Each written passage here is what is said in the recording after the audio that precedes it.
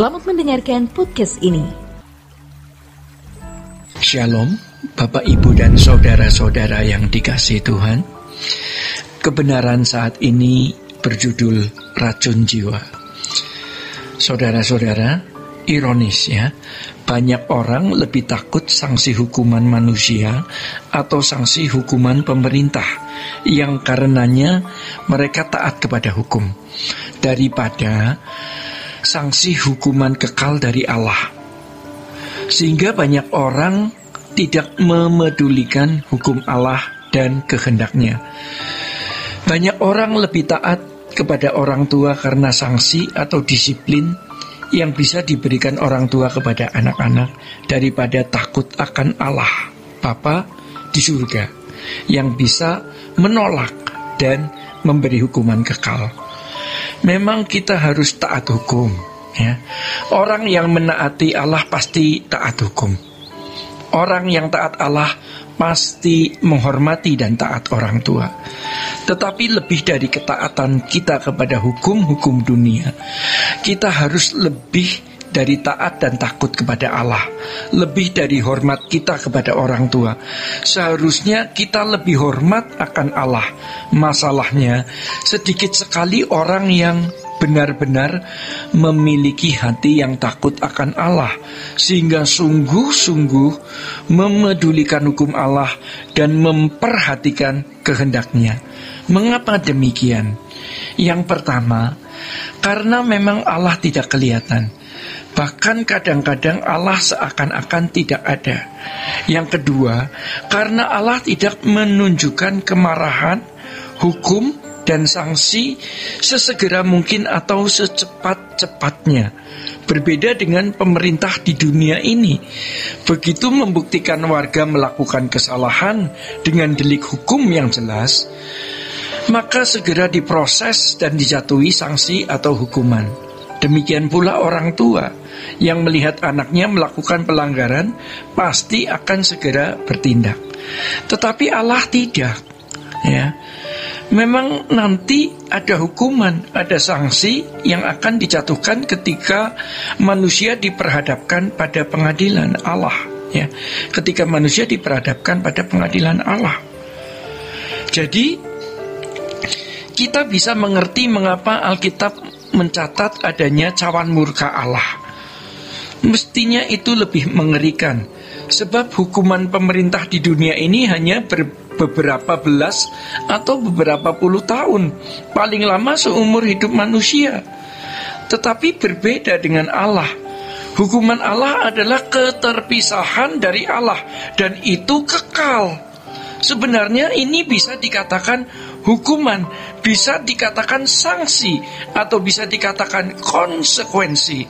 Pertanyaannya sekarang adalah bagaimana kita bisa memiliki perasaan gentar dan menghormati Allah sepatutnya, sehingga kita bisa menggelar pemerintahan Allah dalam hidup kita, walaupun sanksi dan hukuman itu tidak dijatuhkan sekarang ini. Itu tergantung diri kita, ya. Banyak orang yang pikirannya telah disesatkan, ditipu oleh kuasa gelap. Pemikiran itu menjadi suara yang sangat kuat, yang mencengkeram jiwa seseorang dan memenuhi seluruh syaraf dirinya, bahwa hidup suci itu tidak bisa, sempurna itu mustahil, Allah tidak kelihatan, Allah tidak peduli.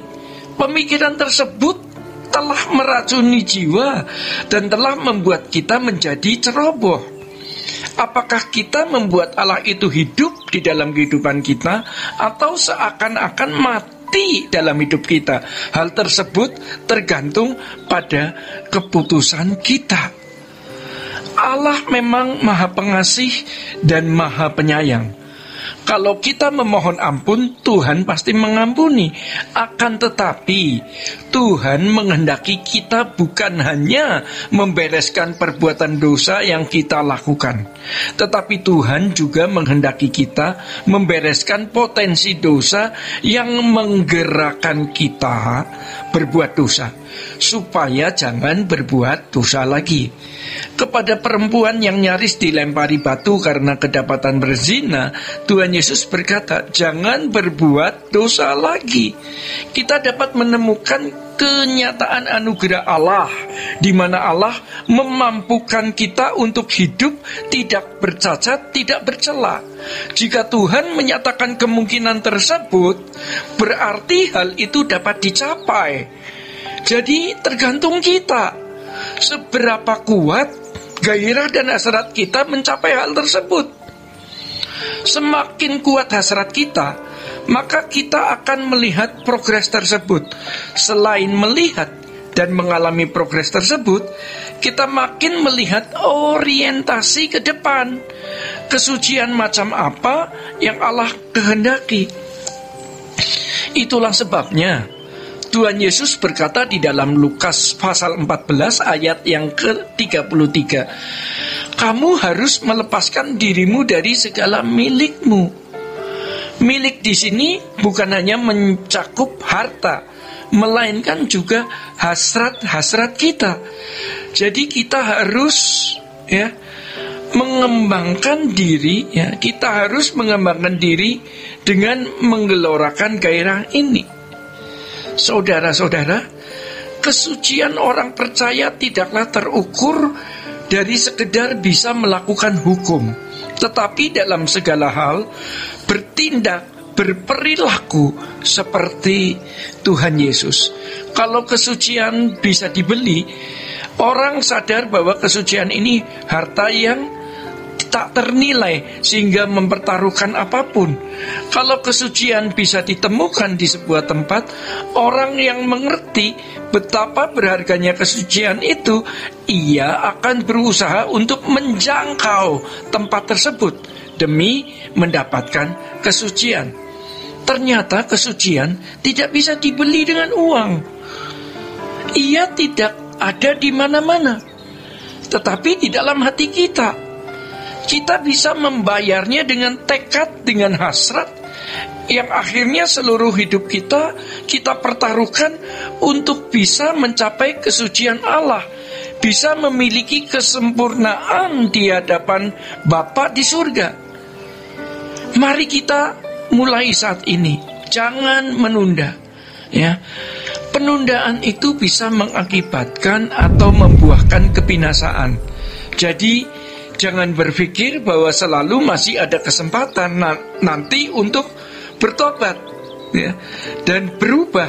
Tetapi berpikirlah bahwa ini kesempatan terakhir, supaya kita bukan hanya serius, melainkan sangat serius. Demikian kebenaran saat ini. Tuhan Yesus memberkati. Sola Gracia.